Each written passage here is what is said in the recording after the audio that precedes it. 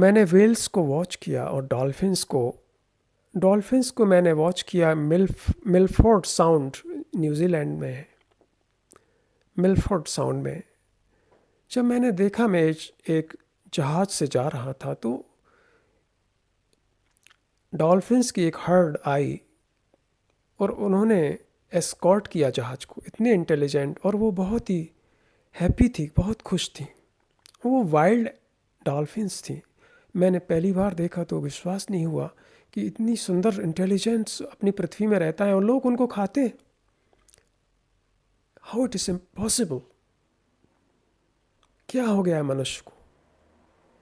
मनुष्य पागल हो गया है। व्हेल्स को की हत्याएं होती हैं, जापान करता है। और जापान में व्हेल्स की हत्याएं एक ट्रेडिशन है। कनाडा भी करता है, नॉर्वे भी। ये सब क्रिमिनल्स हैं। इतना सुंदर जीव जो इतना विशाल है, जैसे कि एक जहाज हो इतना बड़ा, तुम कैसे उसे मार सकते हो?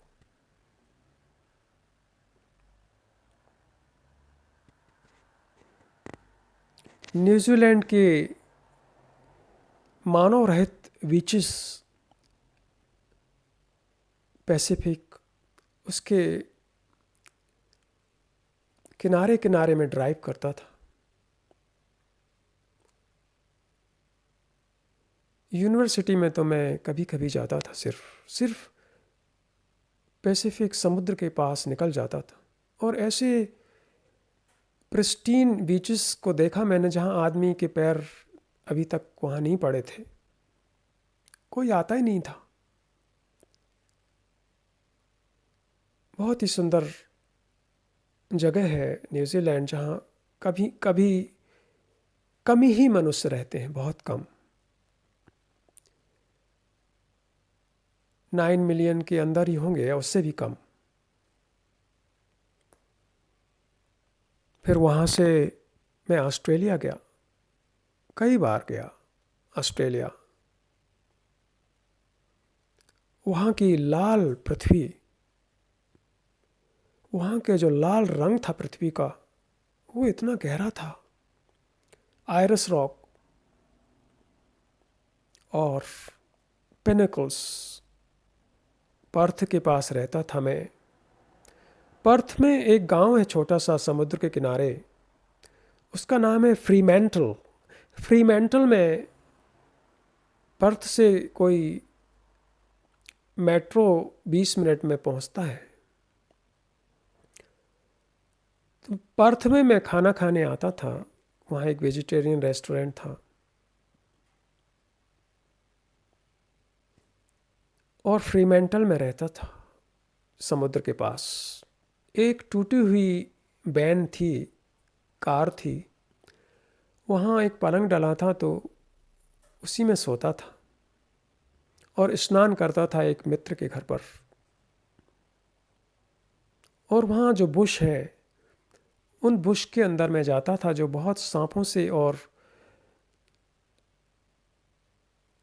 मकड़ी, जिसे तुम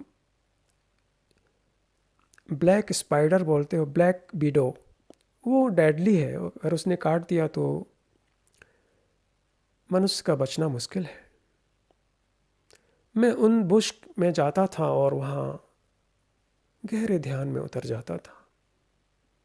समुद्र के पास बैठता था, सूरज देखता था। और वहाँ फिर काफ़ी लोग मुझसे जुड़ना शुरू हो गए और हर शाम को सूरज देखना के लिए कई लोग, यंग लड़की और लड़कियों का जमाव शुरू हो गया।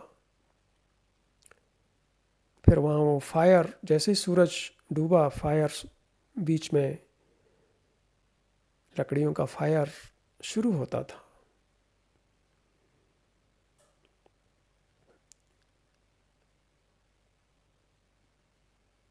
और मैं वहाँ फिर स्नान भी करता था जहाँ शार्क थी। शार्क ऑस्ट्रेलिया में काफ़ी थी, वाइट शार्क।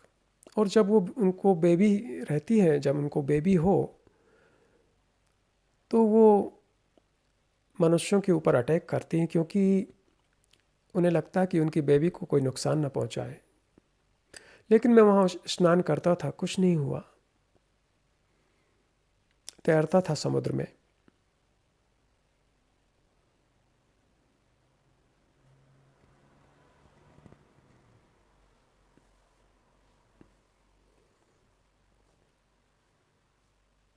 जब मैं इजिप्ट में गया, पिरामिड को मैंने देखा, 6000 से 4000 साल पुराना। उस पिरामिड में मैं नीचे गया तो देखा उस समय क्रेन्स नहीं थी, कैसे बनाया गया होगा, क्योंकि एक पत्थर का वजन कई टन था, हंड्रेड्स ऑफ टन। कैसे रखा गया? मनुष्य ने अपनी मेंटल शक्ति को यूज़ किया था वहाँ पर। मैं वहाँ रहा उस पिरामिड में, मैंने फिर ध्यान में उतर गया। ध्यान तो पीछे पीछे ही चलता था। जैसे ही मुझे ऐसा सौभाग्य मिलता था अकेला होने का, एकांत होने का, उस समय ध्यान अपने आप ही शुरू हो जाता था, कई घंटों। और पिरामिड के पीछे सूरज को देखना, ऐसा सूरज मैंने नहीं देखा। जैसे कि एंशियंट, बहुत प्राचीन सूरज, प्राचीन पिरामिड के पीछे सूरज डूब रहा है, और प्राचीन आंखों से मैं देखता था। मेरी आंखें ऐसी थीं जैसे हजारों लाखों साल उनके पीछे प्राचीनता हो। वो है एनिशियंट ब्रेन, जिसे मैंने बोला ब्राह्मण ब्रेन है, उससे देखता था, ब्राह्मण ब्रेन।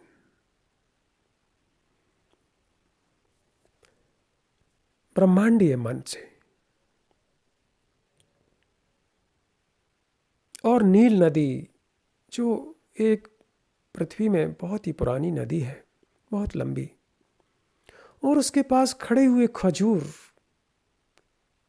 और उसमें रहने वाले क्रोकोडील, और इजिप्ट के रहने वाले विलेजर्स अपनी नावों में, वो सीन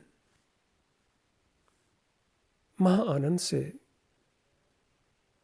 भरा हुआ था। तो यात्रा तो एक हो रही थी बाहर और एक अंदर भी। मेरी यात्रा बाहर की और अंदर की बटी नहीं थी, एक ही थी। मैं कोई टूरिस्ट नहीं था, मैं एक अंग था उसका, एक अंग हूं, क्योंकि लाइफ सेपरेशन नहीं है। और जब मैं अमेरिका अरिजोना में था, तो मैंने पहली बार ग्रैंड कैनियन देखा, तो मेरी आंखों ने पूछा कि ये मैं देख रहा हूँ, ये क्या किसी दूसरे प्लेनेट में आ गया? तुमने अगर ग्रैंड कैनियन को नहीं देखा तो तुम पृथ्वी में समझो ऐसे ही आकर चले गए, मूर्खताएं कर कर, गंदे बच्चे पैदा करके और फैमिली बसाकर कंक्रीट जंगल चला के मर गए अपनी बीमारियों में, डिप्रेशन में। तुम पूरी कोशिश करना, जो भी मुझे सुन रहा है, एक बार ग्रैंड कैनियन में ज़रूर जाकर देखना, तो तुम्हारे सभी घाव धुल जाएंगे, तुम्हारी मूर्खताएं, तुम्हारा नैरोपन, तुम्हारा सकरापन, तुम्हारा बंटवारा, बटा हुआ, विड्रॉन, सब धुल सकता है, क्योंकि यह पृथ्वी की सबसे पुरानी जगह है। 2.5 billion years old, 2.5 billion years के रॉक्स हैं। वहाँ कोलोराडो बहती है, बहुत ही पुरानी नदी। यह वंडर है, इससे सुंदर जगह मैंने कहीं नहीं देखी। कैलिफोर्निया में भी बहुत सुंदर जगह है।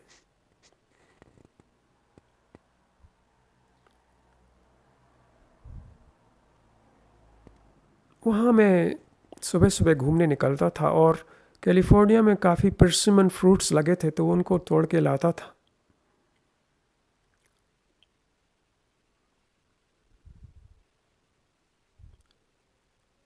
और जब मैं ऑस्ट्रेलिया में था तो एक कंगारू से मेरी दोस्ती हो गई थी। वो वाइल्ड था, ग्रुप में रहता था, लेकिन वो बहुत ही क्यूरियस था मेरे ऊपर। तो सब तो भाग जाते थे लेकिन वो रुक के मुझे देखता था थोड़े डिस्टेंस से।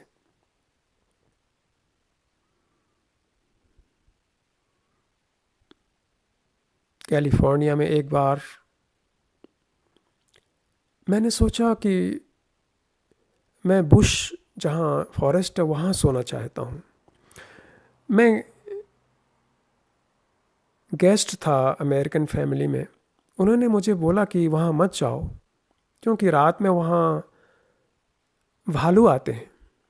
कैलिफोर्निया में काफ़ी वेयर्स हैं, भालू हैं, ब्लैक ब्राउन, और वो मार सकते हैं मनुष्य को। मैंने कहा नहीं, मैं जाऊंगा और वहाँ मैं एक रात बिताना चाहता हूँ। तो उन्होंने मेरे लिए एक टेंट लगा दिया।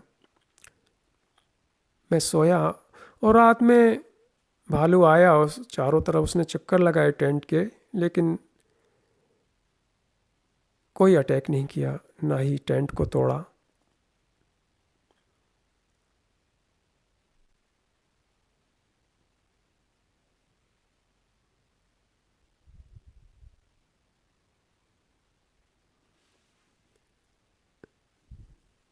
यहाँ कॉलेज के समय बहुत घटनाएं होती थीं। एक तो मैं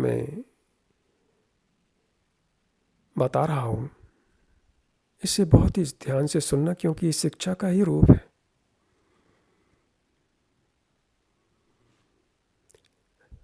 मैं कॉलेज में था तो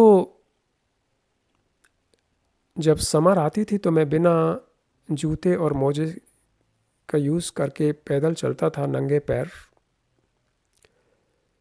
और मैं ऐसी जगह रहता था जो कॉलेज से दूर और सिटी और गांव से बाहर ही था, और सस्ता भी था रूम। मैं ऐसा रूम लेता था जहाँ गार्डन हो, पेड़ हो और थोड़ा दूर हो सिटी से। तो एक मुझे ऐसा मिल गया, बहुत बड़ा गार्डन था और एक घर था जो खाली था बिल्कुल। तो मैंने एक रूम किराए से लिया और बाकी 3 रूम खाली थे। तो मैंने कहा ये बहुत अच्छा रहेगा, खाली रूम है, उसका तो मुझे किराया नहीं देना पड़ेगा, सिर्फ एक रूम का। किचन था बड़ा और कई एप्पल ट्रीज थे। तो मैंने मकान के ओनर्स को बोला कि मैं यहाँ रहना चाहता हूँ। तो उसने मुझे वो रूम दे दिया। तो मैं बहुत खुश था कि मैं अकेला पूरे घर, इतने बड़े घर में रह रहा हूँ। तो मैं बिना जूता और मोजे से नंगे पैर चलता था और रात में मैं बैठता था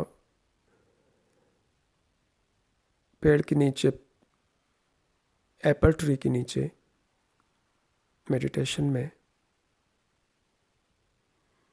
तो मेरी कुछ जूनियर थे मेरे क्लास की, एक लड़की, उसने पूरे कॉलेज में खबर फैला दी टीचर्स को लेकर, स्टूडेंट, कि मैं पेड़ के नीचे बैठता हूँ घंटों और चंद्रमा को देखता हूँ और बिना सूझ के चलता हूँ। तो सबको लगा ये क्या हो रहा है।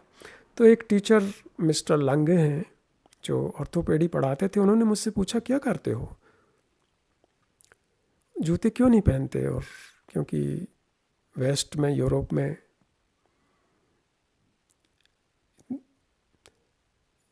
नंगे पैर जाना कुछ अजीब सी बात है। मैंने बोला मैं पेड़ के नीचे बैठता हूँ, वहाँ ध्यान होता है। तो उन्होंने पूछा ध्यान क्या होता है। मैंने उन्हें बताया ध्यान का सही अर्थ है वर्तमान में जीना। जब स्वयं मैं सेल्फ आए ना हो, उस समय मेडिटेशन का अवतरण है। उसे कहते हैं टोटल अटेंशन। यह टोटल अटेंशन ही ध्यान है, ध्यान की अवस्था है। वहाँ आदमी मिट जाता है। खुद का ना होना ध्यान का होना है, और ध्यान का होना खुद का ना होना है। तो इस टीचर को पहले तो समझ में नहीं आया, लेकिन उसे बहुत इंटरेस्ट हो गया। तो हर समय जब वो लेक्चर देने आता था तो मुझसे डायलॉग शुरू हो जाता था, उससे संवाद। और लोग क्लास में सुनते थे सब। तो एक लड़की थी, वो हमेशा सुनती थी मेरा संवाद, डायलॉग इस टीचर के साथ। तो उसने पता कर लिया कि मैं कहाँ रहता हूँ। उसने फ़ोन किया और कहा कि मैं सुनती हूँ जब तुम बात करते हो टीचर से, बहुत अच्छा लगता है। क्या तुम मुझे भी ध्यान सिखा सकते हो? क्या मैं अपनी गर्लफ्रेंड्स के साथ, उसकी कई गर्लफ्रेंड्स थीं, सबको लेकर आ जाऊँ तुम्हारे पास? तो मैंने कहा आ जाओ। तो ये सब लोग आ गईं। तो जब उन्होंने मेरा रूम देखा तो वहाँ बिल्कुल खाली था। कुछ किताबें, एक दो कपड़े, कुछ नहीं।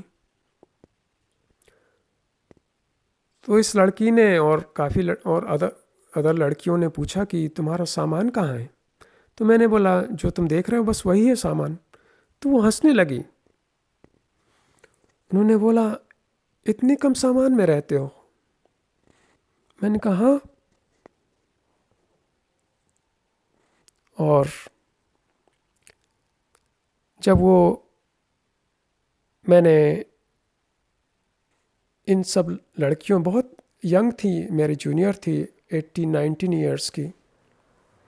जब मैंने इस लड़की को से बात की और बताया कि मेडिटेशन का क्या मतलब है और सूरज और चंद्रमा और तारे कैसे देखने चाहिए, तो उसने, वो बहुत ही खुली थी बिल्कुल। उसका माइंड इतना कंडीशन नहीं था। जर्मन सोसाइटी बहुत ही कंडीशन सोसाइटी है। तो उसने कहा कि क्या मैं रोज़ आ सकती हूँ अकेली, क्योंकि ये जो उसकी जो मित्र हैं वो काफ़ी डिस्टर्ब करती हैं। मैंने कहा हाँ, तुम आ सकती हो।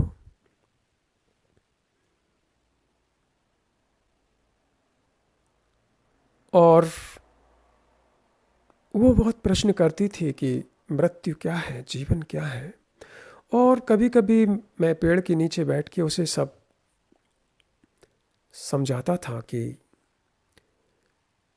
क्या है मृत्यु, क्यों ज़रूरी है मृत्यु को समझना अगर जीवन को समझना है तो। और मैंने उसे बताया कि चंद्रमा को और तारों को देखना रात में बिना शब्दों से, विचारों से, बिना हिले डुले और आंखें झपका के, क्योंकि हिलना डुलना ऊर्जा को नष्ट करना है।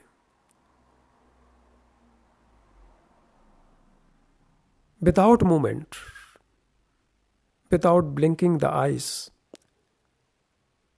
Watching stars. उसने ये सब देखा और किया तो उसे बहुत आनंद आया। वो हॉस्टल में रहती थी, तो वो कभी भी रात में, कभी कभी तो बहुत ही रात में आ जाती थी और मेरे दरवाजे में नॉक करती थी कि मैं आ सकती हूँ अंदर, मेरा प्रश्न है। लास्ट टाइम तुमने बताया था मृत्यु क्या है, जीवन क्या है, जीवन की कला क्या है, सुनने की कला क्या है, देखने की कला क्या है।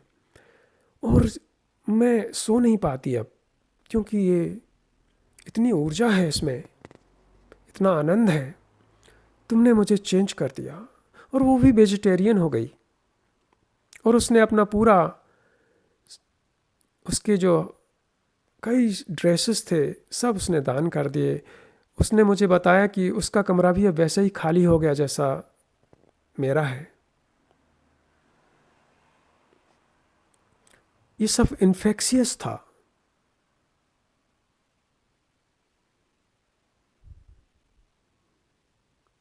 मैं कभी कभी रात में पढ़ाई करता था, देर रात, तो ये लड़की आ जाती थी और पूछती थी मुझसे कि बाहर आ जाओ, पेड़ के नीचे बैठेंगे और तुम मेरे प्रश्नों का उत्तर दो। तो मैं उससे बोलता था मुझे पढ़ने दो, क्योंकि वैसे भी मैं पढ़ने में इंटरेस्ट नहीं है। तो उसने बोला मैं पढ़ने में तुम्हारी हेल्प करूंगी, लेकिन मेरे प्रश्नों का तुमसे बात करने में जो आनंद है, मैं एक दूसरे ही लोक में पहुंच जाती हूँ। वो सिर्फ 19 ईयर्स की लड़की का जीवन पूरा चेंज हो गया। इसलिए बोलता हूँ तुम जितने यंग हो उतने ही तुम्हारा ब्रेन खुला होता है, सुन सकता है, देख सकता है। जैसे ही तुम बूढ़े होते हो, तुम जीवन से विड्रॉन हो जाते हो, भाग जाते हो, सटिया जाते हो। भारत में 60 के पास जब आदमी पहुंचता है तो उसे बोलते हैं सटिया गया है। मतलब सब खो दिया उसने, इंटरेस्ट, वाइटैलिटी, पैशन, इंटेलिजेंस, घर्षण में ही सब खत्म हो गया। 40 साल नौकरी करके तुम्हारे अंदर कुछ बचता ही नहीं है, सिर्फ मृत्यु के सिवा।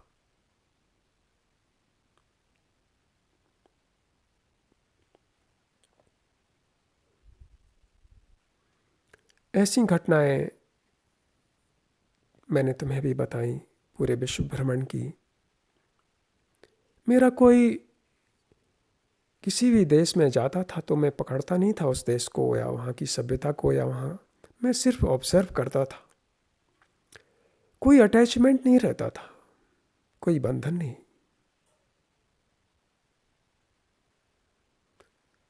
जब मैं ग्रैंड कैनियन को, अमेरिका को छोड़ के वापस यूरोप आया तो ऐसा नहीं था कि इतना सुंदर जगह में था और यहाँ कहाँ आ गया नर्क में, यूरोप में सर्दी, बर्फ और मरा कुटा मनुष्य जो सिर्फ भाग रहा है कंफर्ट के पीछे, सेक्स के पीछे, धन के पीछे। यहाँ की सभ्यता ही मरी है बिल्कुल, कोई जान नहीं है, कंक्रीट जंगल है यूरोप। और वो ग्रैंड कैनियन जहाँ नेटिव इंडियंस रहते हैं, जो मेडिसिन मैन है, जिनकी सभ्यता है, कल्चर है,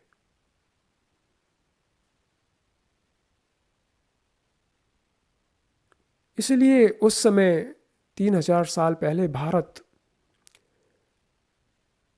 तिब्बत, जापान,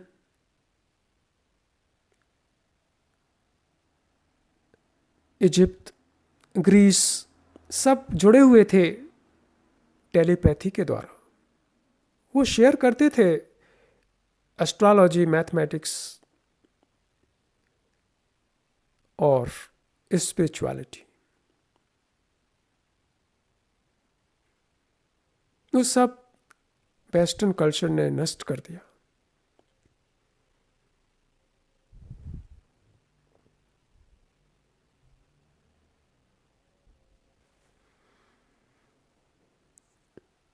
एंशियंट विजडम नष्ट नहीं होती, अभी भी है, लेकिन उसे धूमिल कर दिया गया मटेरियलिस्टिक अप्रोच ने।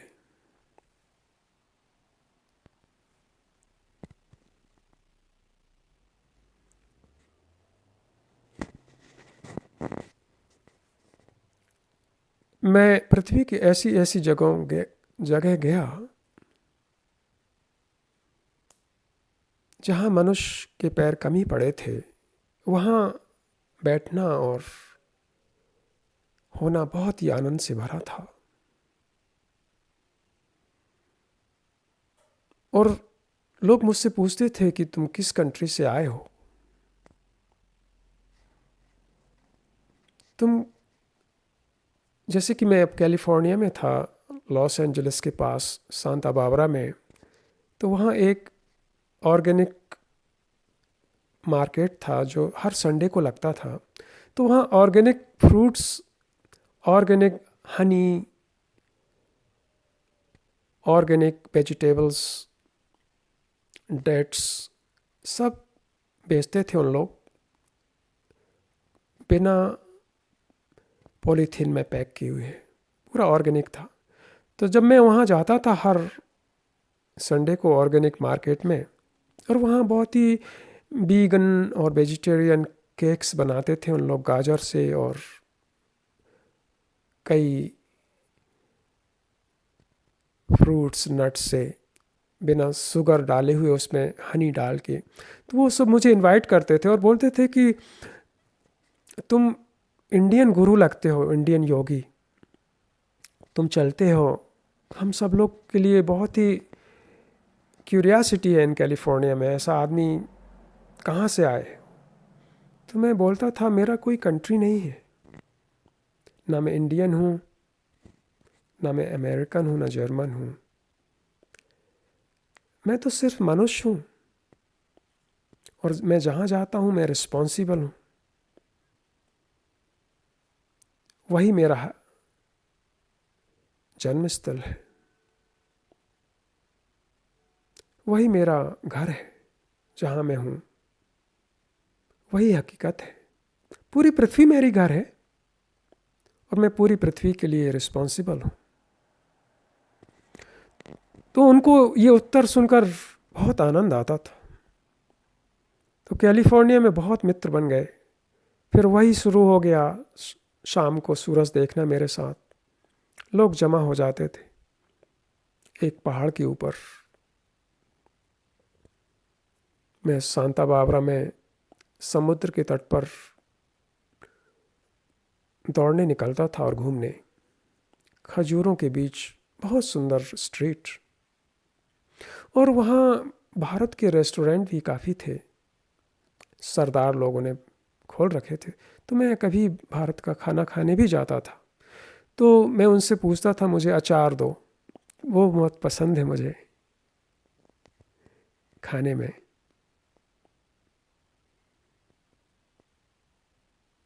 वहाँ मुझे इनवाइट किया किसी फैमिली ने कि मैं वहाँ रुकूंगा, उनके यहाँ रुकता था मैं। बहुत ही सुंदर लोग थे। बहुत ही घटनाएं हैं अंकुर। जीवन अपनी चरम सीमा पर था, चरम खिलावट में है, क्योंकि मेरी चेतना से, इस ब्रेन से पास्ट का टोटल वाइप्ड अवे हो चुका है, पहुंच दिया है सब। पूरी एक्सपीरियंसेस को, घटनाओं को, मेमोरीज को, एवरीथिंग वाइप्ड अवे। वहाँ सिर्फ वैकेंट है। इसलिए हर पल जीवन है और हर पल मृत्यु।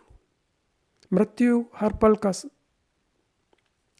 कहने का अर्थ है मेमोरी, मेमोरी का अंत। हर पल उस एक्सपीरियंस का अर्थ, अंत जो कल हुआ था, कुछ संजोकर नहीं रखा जाता। इसलिए अगर तुम मुझसे पूछो तो मेरा कोई एक्सपीरियंस ही नहीं है, क्योंकि एक्सपीरियंस करने वाला ही नहीं है। जिसे तुम एक्सपीरियंसर कहते हो वही नहीं है, तो क्या, कहाँ होगा जमा मेमोरीज? मेमोरीज अपना घर ना बना पाई उस ब्रेन में, उस चेतना में। इसलिए वहाँ खाली है, वहाँ नथिंगनेस है, और नथिंगनेस ही एवरीथिंग है।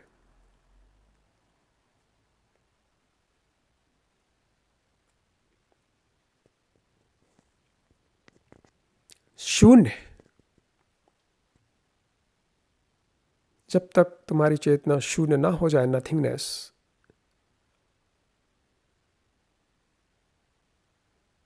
तुम एक भी इंच यात्रा में नहीं निकल पाओगे। जब तक so long you are following something as authority, जब तक तुम किसी अथॉरिटी को फॉलो कर रहे हो,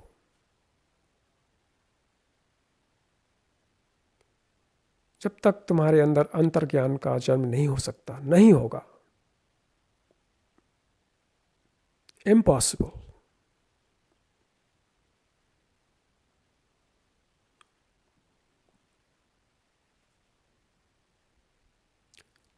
तुम तो सिर्फ एक्सपीरियंस के लिए ही जीते हो। ये इसका एक्सपीरियंस मिल जाए, सेक्स का, धन का, स्वादिष्ट भोजन का, अमीर हो जाने का, एनलाइटन हो जाने का एक्सपीरियंस। ये बिल्कुल गलत है। एनलाइटन होने का एक्सपीरियंस होता ही नहीं है, क्योंकि एक्सपीरियंस तो बहुत ही लिमिटेड है। इसलिए जब भी कोई मनुष्य तुम्हें कहे कि मैं जानता हूँ एनलाइटनमेंट, मैं एनलाइटनमेंट हूँ, तो सोचना कि वो एनलाइटन नहीं है, वो तुम्हें मूर्ख बना रहा है। क्योंकि एनलाइटनमेंट एक्सपीरियंस नहीं है, यह एक अवस्था है, एक ऊर्जा का विस्फोट है जो हर पल होता है। उसका एक्सपीरियंस नहीं होता, क्योंकि यह जब होता है जब वो एक्सपीरियंस करने वाला ही मर जाए, एक्सपीरियंसर ही नहीं बचे। मर जाए के मतलब नहीं शरीर के तल पर, साइकोलॉजिकल के तल पर वो ना हो। इसलिए तुम नहीं कह सकते कि मुझे एक्सपीरियंस हुआ है सत्य का। गलत है ये।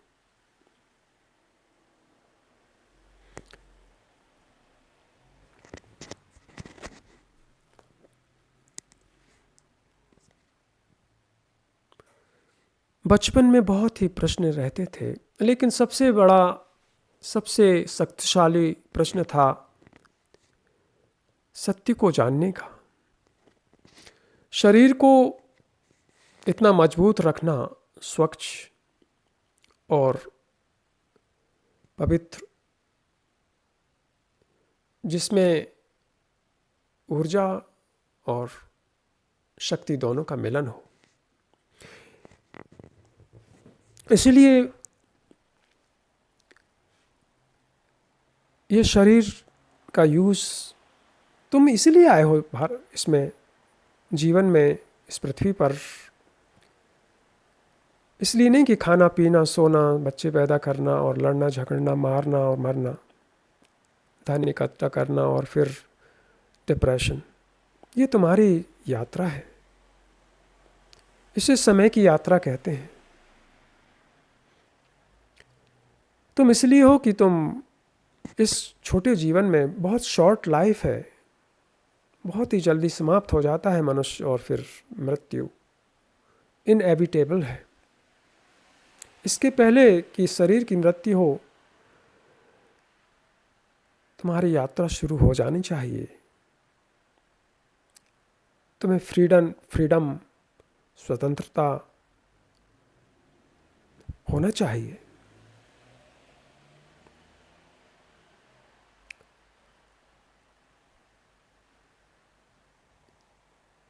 तुम ये सब सुन रहे होगे बहुत गहरे में, और तुम्हारी यात्रा शुरू हो चुकी होगी जब तुम सुन रहे हो।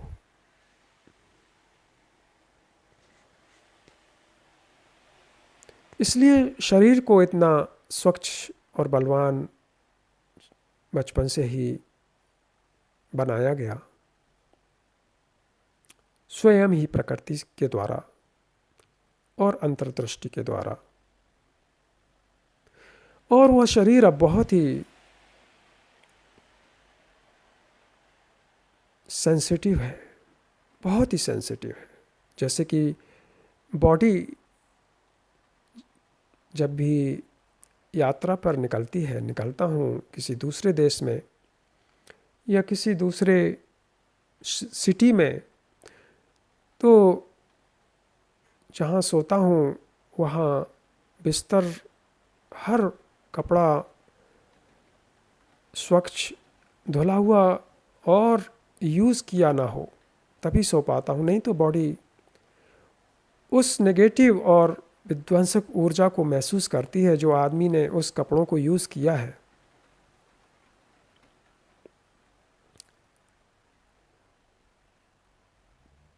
इसलिए मैं कुल्हड़ यूज़ करता हूँ पानी पीना या दूध या और कोई यूज़ चीज़ मुझे पसंद नहीं है। तुम अभी मेरा बेडरूम देखोगे तो खिड़कियाँ हैं, बहुत ही प्रकाश आता है और पेड़ों से भरा हुआ।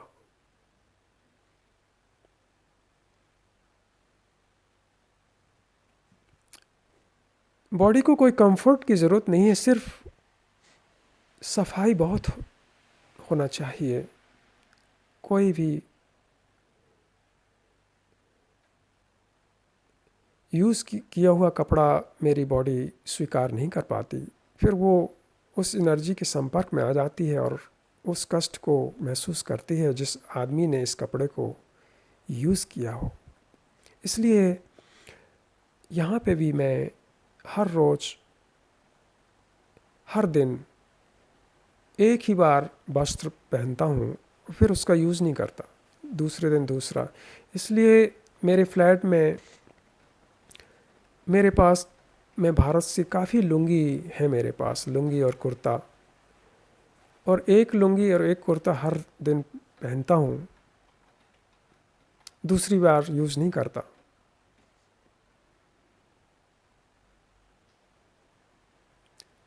तो ये बॉडी अपने आप ही सेंसिटिव हो जाती है, उसकी इंटेलिजेंट मैनिफेस्ट होती है।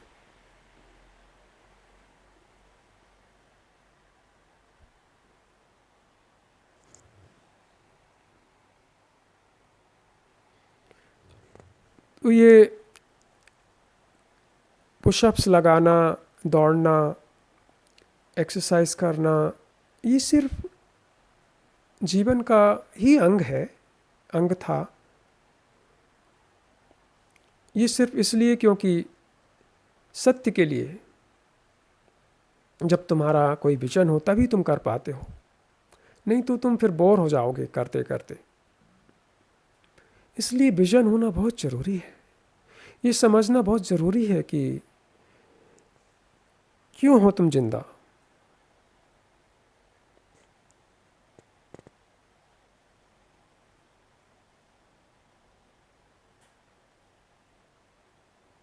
अभी बहुत ही गहरी बरसात शुरू हो गई है, पानी बरस रहा है, उसका म्यूज़िक सुन रहा हूँ और बोल भी रहा हूँ तुमसे।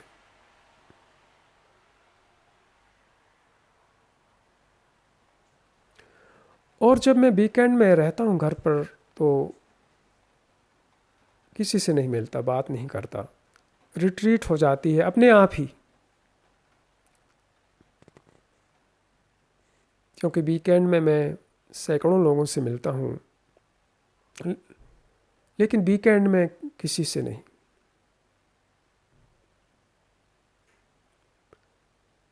और जब वीक जब शुरू होता है तो मुझे याद ही नहीं रहता कि किससे मिला था। कभी कभी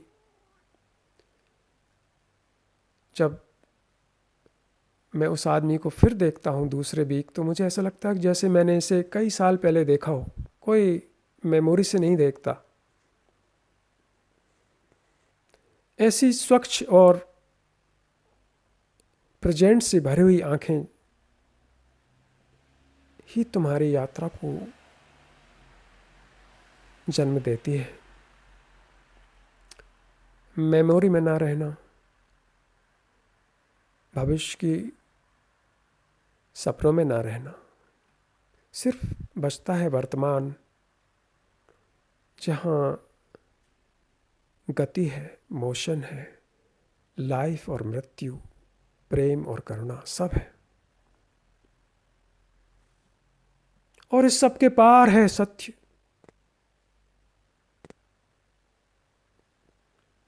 जो अज्ञात और अज्ञेय है।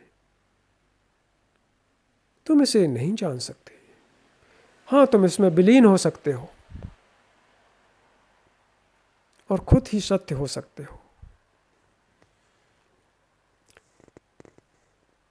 तो ये बचपन की जो यात्रा थी, ये कोई बनने की नहीं थी मेरी, क्योंकि बनना समय के अंतर्गत आता है और समय बहुत ही लिमिटेड और दुख का स्रोत है। समय में तुम बनते हो और समय में तुम बिगड़ते हो। समय में तुम सन्यासी बन जाते हो, समय में तुम गुरु मास्टर बन जाते हो, एनलाइटन हो जाते हो। समय में जो बहुत लिमिटेड है, तुम छोड़ते पकड़ते हो समय में, तुम वहाँ सुखी और दुखी हो जाते हो। ये सब लिमिटेड है, नैरो है, ट्रिवियल है और दुख का स्रोत है। तो ये यात्रा बचपन में जो शरीर और ऊर्जा की थी, वो समय के उस पार से शुरू हुई, सही दिशा में हुई। फिर पीछे लौटकर नहीं देखा।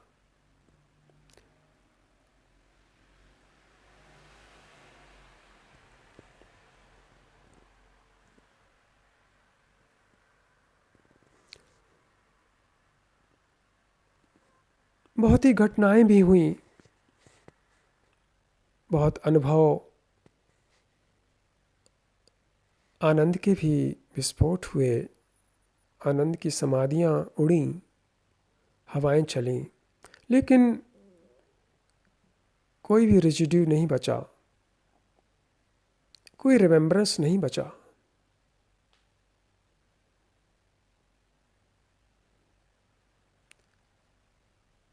आनंद आता और जाता है, प्रेम आया गया, करुणा आई गई, कोई भी निशान नहीं छोड़ गई चेतना में। इसी को सुंदर और सत्य कहते हैं।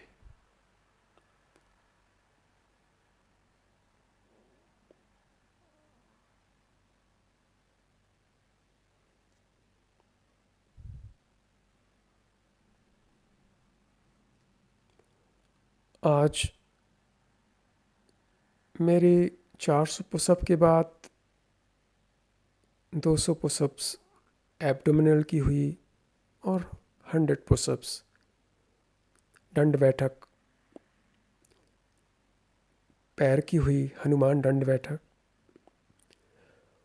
उसके बाद फिर मैंने हंटल वेट लिफ्टिंग की अपर बॉडी के लिए 100, बिसेप्स के लिए करीब 20 केजी, 40 केजी, 20 एक हाथ में, 20 दूसरे हाथ में। उसके बाद ब्रीदिंग एक्सरसाइज हुई और फिर 1 घंटे योगा चला। उसमें शीर्षासना से लेकर हल आसना सभी। मेरे लिए योगा सिर्फ शरीर के तल पर ही है, उसका कोई महत्व नहीं है ज़्यादा, सिर्फ शरीर के लिए, जिससे कि जो ग्लैंड्स हैं, ऑर्गन्स हैं और हार्मोन्स ग्लैंड्स हैं, वो सब एक्टिव हो जाती हैं। उसके बाद फिर दौड़ने निकला गांव में। तो पानी बरसना शुरू हुआ तो और भी मज़ा आ गया, क्योंकि अभी इतनी सर्दी नहीं है यहाँ, अभी तो ऑटम शुरू हुआ है। तो गिरती हुई बूंदों की जो ठंडी बूंदों ने का जो स्पर्श होता था वो सब मैं बाज कर रहा था।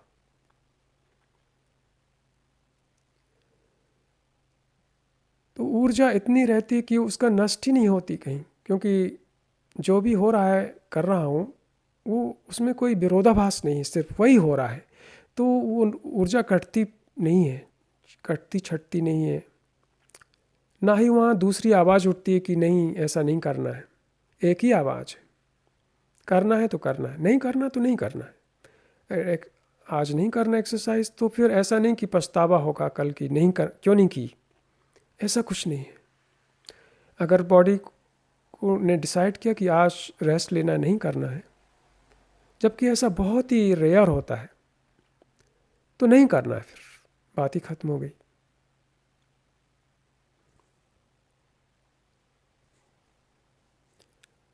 अंकुर, तुम और क्या जानना चाहते हो?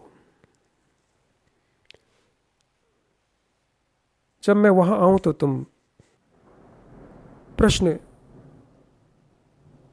लिख के तैयार कर लेना और आशा को दे देना, तो मैं उत्तर दूंगा। और तुम मैं बहुत ही कम समय वहाँ रुकूंगा, लेकिन तुम सब लोग मेरे साथ रहो तो तुम्हें ऐसा लगेगा कि तुम मेरे साथ बरसों से हो। एक सप्ताह या 10 दिन ही रुकूंगा, तुम्हें ऐसा लगेगा कि तुम हजारों साल से मेरे साथ हो। कोई समय वहाँ लागू नहीं होगा। इसलिए तुम अपने प्रश्न पूछ सकते हो और मेरे साथ रह सकते हो, और सब प्रश्न को रिकॉर्ड भी कर सकते हो, जिससे तुम शेयर कर सको शिक्षा के रूप में सभी मनुष्य जाति के साथ। हर एक्टिविटीज़, खाना खाने का भी के समय भी, और उठना बैठना हर समय शिक्षा ही है। सब तुम रिकॉर्ड कर सकते हो, वीडियो बना सकते हो, ऑडियो बना सकते हो। मुझे बहुत आनंद आ रहा है कि मैं कुछ ही सप्ताह में वहाँ आने वाला हूँ। बहुत क्यूरियस हूँ।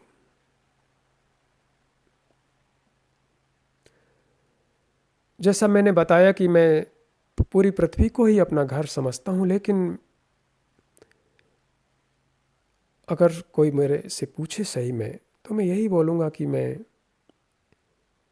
इंडिया, भारत मेरा घर है, जंगल में। क्योंकि इसलिए नहीं, इसलिए कि वहाँ शिक्षा की नींव, फाउंडेशन अभी भी है। अभी भी वहाँ अनंत ऊर्जा है। अगर कोई आदमी खाली हो जाए तो वो ऊर्जा उसे चेंज कर देगी। वो शिक्षा अभी हवा में है। वहाँ जितने भी ब्राह्मण, सेजिस और टीचर ऑफ टीचर, बुद्ध,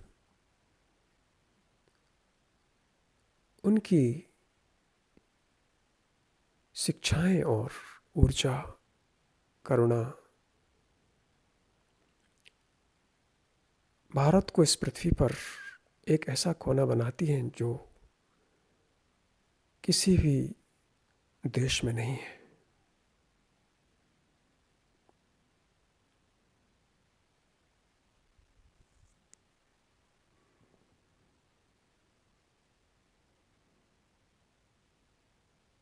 मैं जब आऊँ तो सांची जरूर जानना चाहूँगा, और जंगल में भी थोड़ा सा। तुम सब लोग मेरे साथ आ सकते हो, मेरे साथ खाना खा सकते हो, और कोई भी प्रश्न पूछ सकते हो अपने मित्र की तरह। इसलिए तो तुमने मैत्रेय लिखा है, ये बिल्कुल ठीक है।